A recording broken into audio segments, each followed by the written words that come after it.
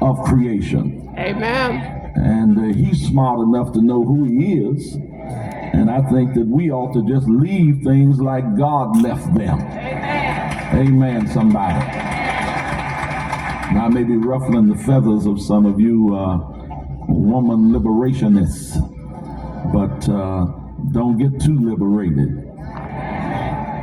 Remember that there are some things that can't be changed.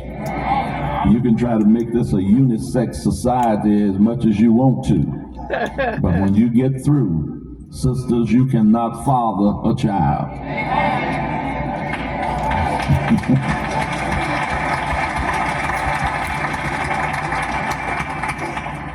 So in the midst of this confused age in which we live, some have surmised that because Paul chose to not marry, that his thorn was somewhat of an unnatural love for men and a hatred for women.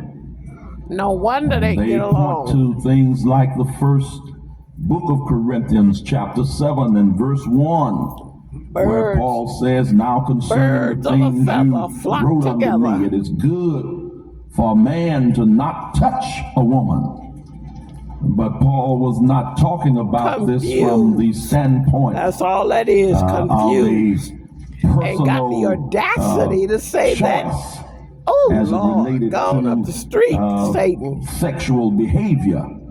But he was talking about one desiring more to dedicate his life to God than to even experience what is the normal pleasure of mankind. Paul goes further in that same 7th chapter of 1 Corinthians, and he talks about how that the married cares for the things of this world. The married man cares for the things of this world, how that he may please his wife. And the married woman cares for the things of the world, whereas she may please her husband. But those that are unmarried and dedicated to Christ, and ain't nobody gonna never marry think about what they can do in order to please God. But now we live in a suspicious society. They don't believe that anybody can wholeheartedly dedicate themselves to God.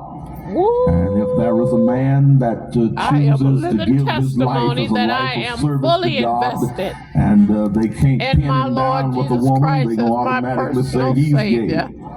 And if there's a woman that wants to dedicate her life to God and not choose marriage, then they're going to say that she's practicing lesbianism. Oh, Lord. But it's best to not accuse folk if you weren't there. Hey! You know, if you're not there, then you don't know what their choice happens to be.